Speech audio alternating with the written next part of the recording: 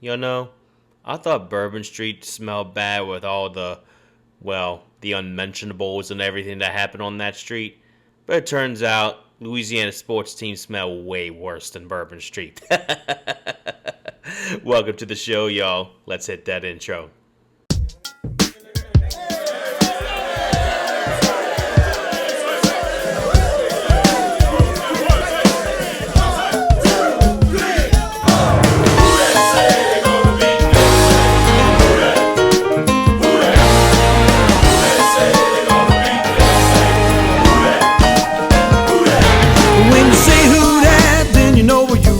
In the middle of Crescent City, we'll say it loud, Louisiana proud as we're headed to another victory. How's everybody doing today? Welcome to the show, y'all. And let's just throw this reminder out. It's a great day to be a Saints fan. Want to know why? Because it's a glorious day to not be a Falcons fan, or in this week's case, not to be a Bucks or Panthers fan. How's everybody doing today? Hope you guys having a wonderful Tuesday afternoon, or once this video uploads, it'll probably be Thursday afternoon for that matter, or Thursday evening, whenever I choose to upload this. Hope you had a great day nonetheless, or have a great week nonetheless. So let's just talk about it. Let's just talk about the elephant in the room. Louisiana as a whole in terms of sports is not in a good place. It's in a terrible place. And it's been a pretty rough year for Louisiana sports fans, ranging from college to high school to professional. Yeah, so from high school, college, professional. Now, obviously, I'm not going to cover any of the high school teams because there's just too many to count. But to cover the big ones in college football and basketball, if we want to throw that out there, and plus professional football and basketball, that's definitely going to be on today's conversation today. So, what went wrong this year for Louisiana? Well, if we want to start with the Saints, which we will absolutely start with the Saints, everything went south for the Saints. It wasn't really because of injuries. It was really just because of poor upper management that is continuing to be a problem for this team. And just not drafting, and they did not prepare for the life after Drew Brees and Sean Payton, and it clearly shows 5 years later. We're about to hit now our 5th year in a row of missing the playoffs. Now, granted, a lot of us Saints fans expected that to happen because we got a new head coach in Kellen Moore. We got a new quarterback in Tyler Shuck. Or beforehand, we weren't even sure who our quarterback was, but we had an idea it would have been Tyler Shuck eventually down the road. But we were hopeful to the case that maybe with a new head coach, we might start winning some games. Unfortunately, not the case.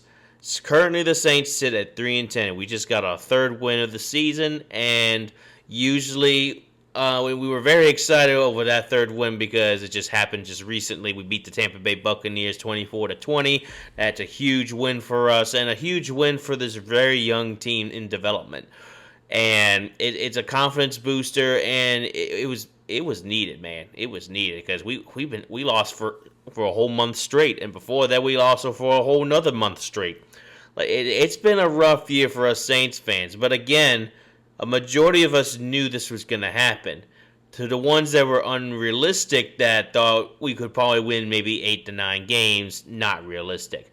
Now, I expected it to happen. Now, granted, for a moment I kind of bought into the hype thinking that we would make the playoffs, but here we are sitting at 3-10 and currently the top 5 draft pick currently in the NFL, or really the NFL draft coming up. So, and look, I've mentioned this so many times. I hate losing. I really hate losing. I hate seeing the Saints in this predicament. I was afraid that we would be in this predicament given how the team has poorly played in the last 5 years post Drew Brees and Sean Payton, and it shows. And where do we even begin? Like, the downfall really began is once Sean Payton, Drew Brees hung up the, Drew Brees hung up the cleats, and then Sean Payton hung up his hat and and retired shortly. But really, he didn't retire very long. He was out of the NFL for one whole year, and then next thing you know, he's right back in it currently with the Denver Broncos. And the Denver Broncos right now, they're right back in the mix of some of the NFL's best teams, and it's all because of Sean Payton, man. It's all because of Sean Payton, and it sucks. It sucks knowing that we just lost a head coach to another team, even though he retired. Now, the way he did it wasn't very nice, I'll admit that, but I can't really blast Sean Payton too much for leaving us because, like, he was given crap players right after right after Drew Brees retired. After he retired, he was given absolute dog crap players by Mickey Loomis and the rest of the higher up management. Like, nothing was working with the guys that we got in. Nothing was working. He tried everything in that one last season with us, and I guess that was just breaking point. He's like, you know what, I'm done. I can't do this year in, year out. The fact he did that for, 15 years, 16 years, I forgot how long he was our head coach. The fact he did it for so long really showed how good of a head coach he was and how he was able to, really coach him up no matter how pitiful the player might be. So, but it was that combo, Drew Brees and Sean Payton, that really had the Saints in high levels. And, boy, did we miss him. We miss him badly because shortly afterwards, after Sean Payton retired, the Saints immediately hired Dennis Allen, which I knew right off the bat that was a huge mistake. That was a horrible mistake. And to this day, I still say that was the laziest hire I've ever seen as a Saints fan. It's like they just did not do their due diligence in his background. It's like, yeah, he's a good defensive coordinator. There's no doubt about that. He's had great success as the Saints defensive coordinator. He's gotten the Saints in some of the best defenses I've seen personally growing up as a Saints fan. Now, for the older Saints fan generation, they obviously witnessed Dome Patrol and everything. I wasn't around for that. I'm just speaking for what I've seen personally as a younger Saints fan. But the sad reality is that the Saints clearly did not do their due diligence in doing some background research on Dennis Allen, because if they had known how bad of a head coach he was with the Las Vegas Raiders, almost said the Oakland Raiders for a minute, but if they had known about his tenure with the Raiders, then they would not have hired him to begin with. It's like, but they all saw, yeah, he's a great defensive coordinator. Let's go ahead and hire him. I'm like, I don't like that whatsoever.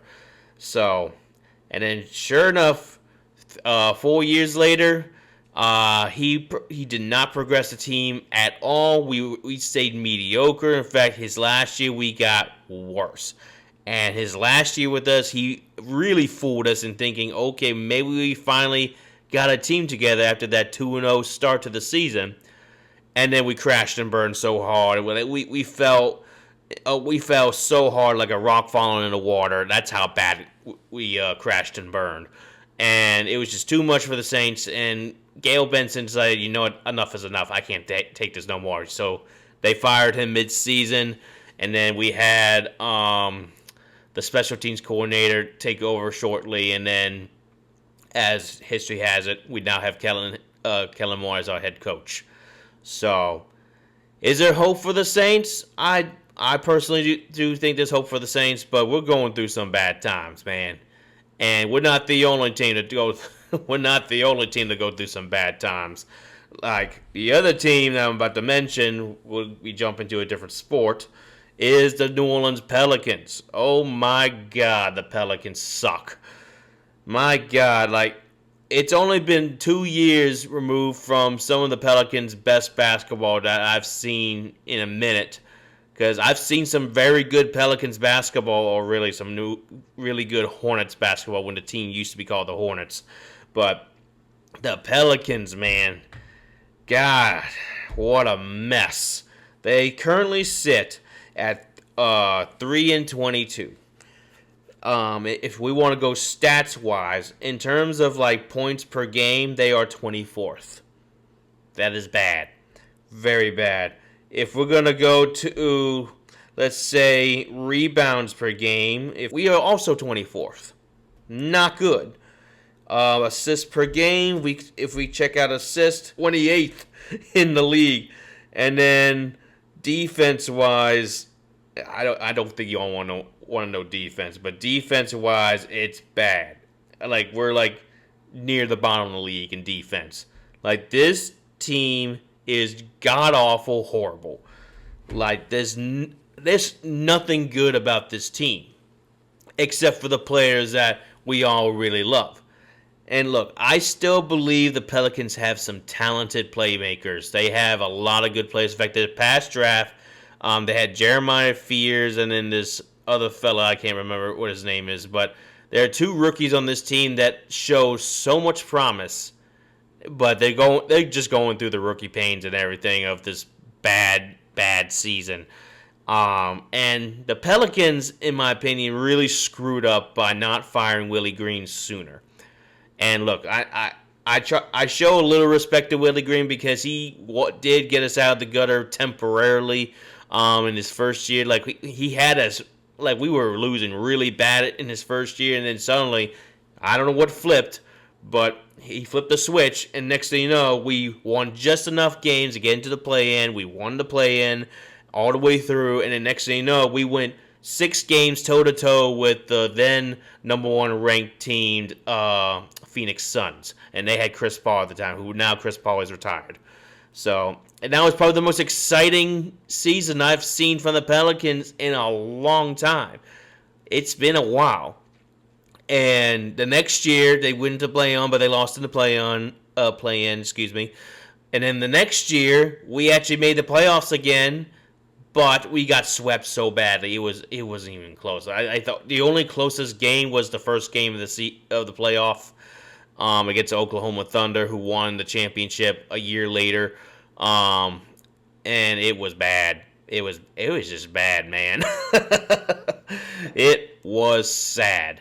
Like, and then after that, the team went through injuries left and right. Honestly, they went through injuries their entire time during Willie Green. So it's like, I feel bad for Willie Green to an extent, but at the same time, I started noticing the cracks.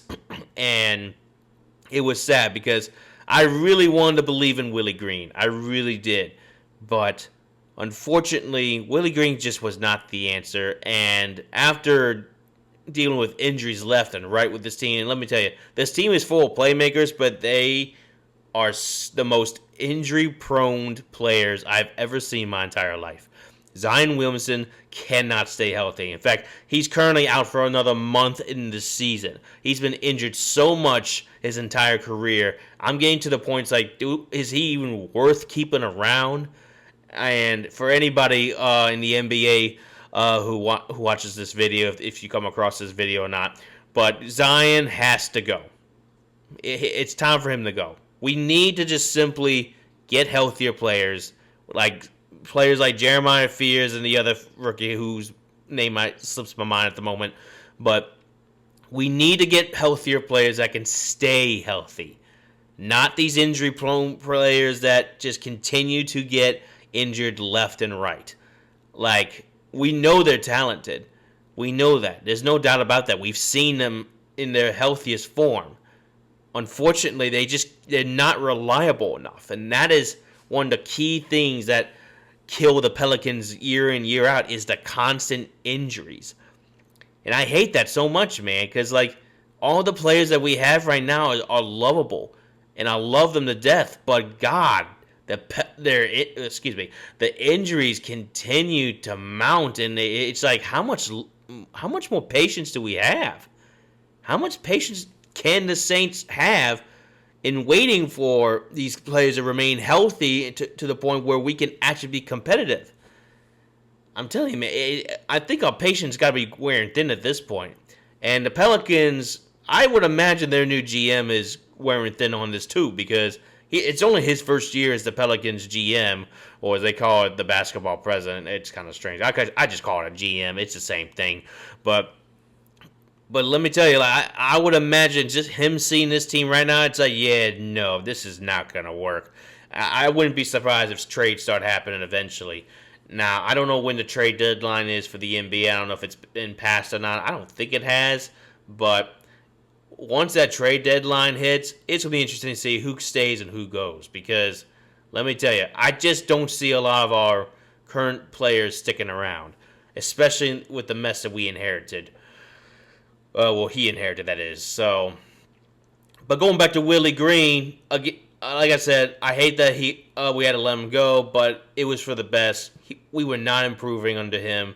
Injuries really played a factor too, but his coaching style was already in question, especially how he was coaching up the Pelicans after last season. Last season was like terrible. It was just so bad. But like I said, the injuries did play a factor in that year, but at the same time, we started noticing, like, dude, why aren't you playing these players?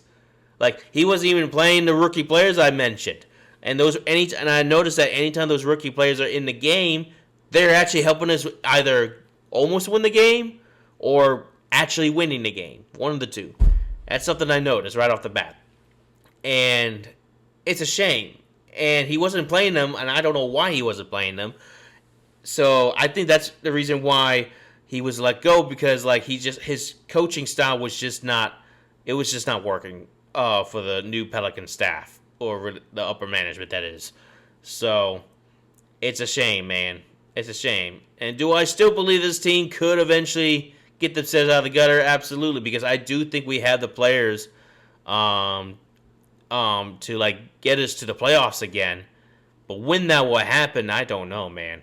Because right now we're stuck with an interim head coach who isn't any better, honestly. We thought maybe he might be a better upgrade, but well, let's be honest, he's not doing much. He's not doing much good either. So this team clearly needs a head coach. It needs a good head coach, because we need a head coach that clearly knows how to coach a team, especially in the basketball realm of things.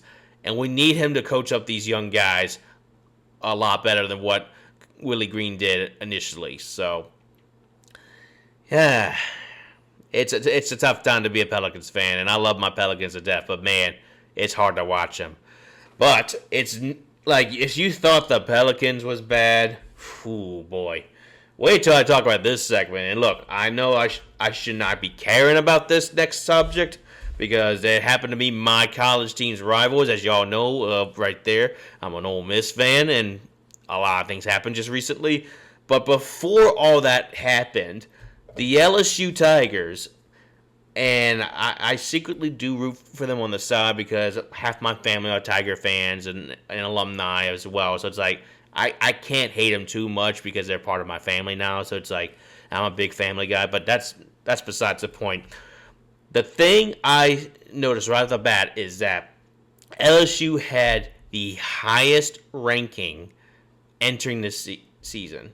They had all the Heisman hopes in Garrett Nussmeier. They had one of the best transfer classes and one of the best high school recruiting classes ever to start the season. So, like, anybody who would just look at that team on paper would say, yeah, absolutely, LSU's gonna win this whole thing. They got the quarterback. They got an offense. They got a defense finally under their current defensive coordinator. So it's like, on paper, this team is a national championship contending kind of team. And what happened? And this is where I love roasting the LSU fans. Because I do roast them. I love roasting LSU fans, because I do believe LSU fans are the dumbest fan base in the entire SEC. They're so cocky. They're so arrogant. They're so stupid to begin with, that they just think that their team is untouchable. Their team is so glorious just because they won more championships than my team has, even though we actually have the same number of championships. But we're not going to talk about that. What happened to LSU? Well, they went 7-5 to finish their regular season. Now, granted, they have a bowl game coming up in a few weeks. They're playing the University of Houston in the Texas Bowl. But what happened to LSU during the season, or really after the season? Well, as I predicted personally, and I've told LSU fans this on Twitter before I left Twitter, and really on Facebook, Garrett Nussmeier was never that guy. He was never going to be that guy, and I had called it months prior to the season. But what do LSU fans say? Oh, you don't know what you're talking about. Garrett Nussmeier beat Jackson Dunn. I'm like, oh, brother. Cry me a river. I said, you guys just wait. Just wait, because I saw y'all complain about him a year before this season coming up. And the only reason y'all hyping up because he had a solid end to the season last year. So it's like, I told him, just wait, because you guys are going to see what Garrett Nussmeier really is. They're like, oh, no, you don't know what you're talking about. You're stupid. You're just an Ole Miss fan. You don't know nothing. I'm like, yeah, just watch. And sure enough, what happened? Garrett Nussmeier stunk to high heaven. Now, of course, LSU fans will typically say, oh, he was just injured. You got to give him a break. It's like, he still sucked. He's still out there balling. Am I wrong? Now, granted, he did get benched toward the end of the season because why? He sucked. He simply sucked. And that was one of the key factors of LSU just crashing and burning the way they did.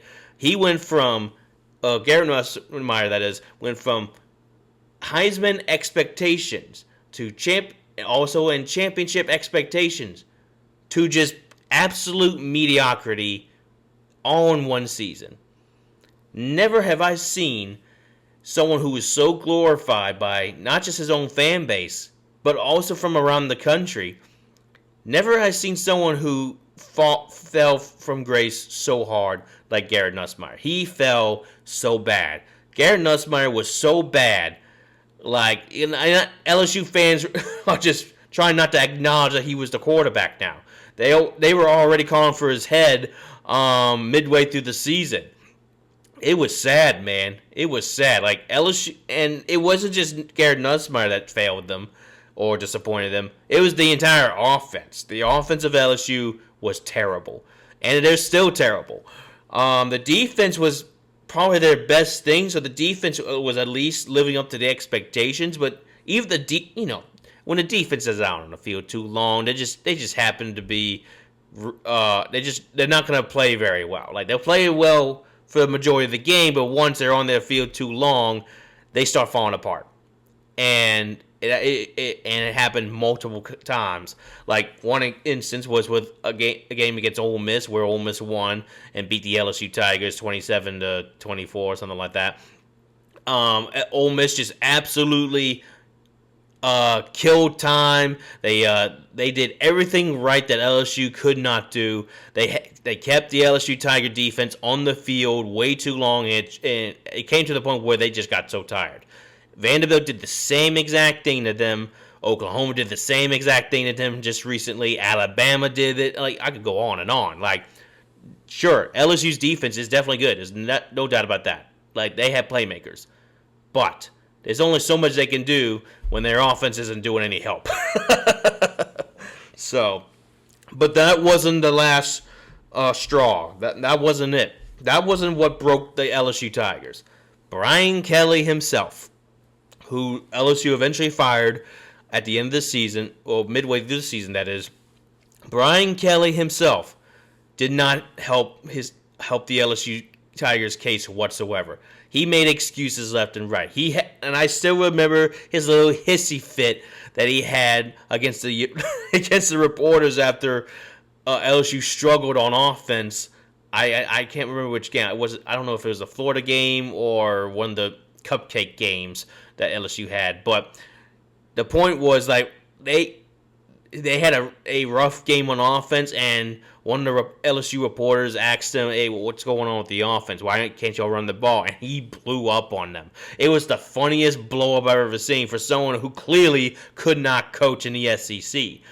And at first LSU fans were like, oh, yeah, fine, he's got some fire in him. Only to turn around and was like, man, our coach was so stupid, man. Oh, God. It was funny.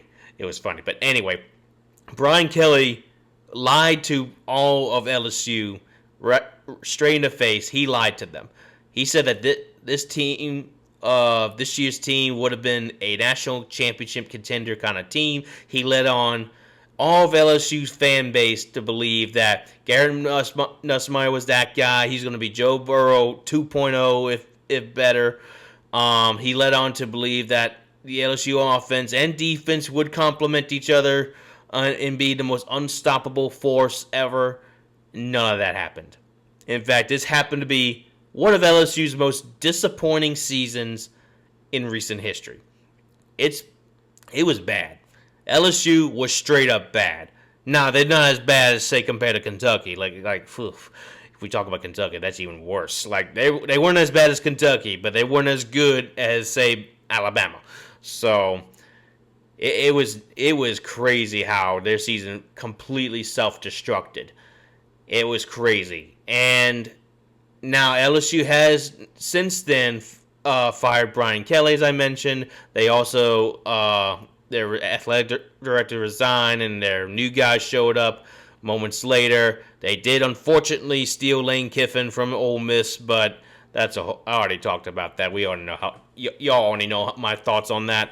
If you haven't checked out that video, go ahead and click on the description below. You'll probably find it from there. But regardless, LSU started to fix the problem immediately by getting a new head coach. And while personally I think that Lane Kiffin is just basically Brian Kelly 2.0, time will tell. We'll see. But all I can say is to LSU fans, brace yourselves. You're not going to win a championship next year. That's a given. I don't care how many recruits y'all get. You're not getting a championship next year because it took Lane Kiffin at least 2 seasons to get things going at Ole Miss. I don't think he's going to do the same thing at LSU right away. So maybe you might be better. I think you will be better. But I'm just saying, don't expect a championship next year. You're not going to do that. In fact, I'll go and say he's not going to win a championship, period, at LSU. I think this was a mistake of a hire by LSU. I think LSU could have done better hiring somebody else that wasn't named Lane Kiffin. But that's just my thoughts, and I'm not trying to sound like the petty Ole Miss fan saying don't hire this guy. Because, I mean, if we look realistically at Lane Kiffin, he has not won championships yet with anybody that he's coached for. He's not won a lot of big games, so that would be cause of concern if I'm an LSU fan.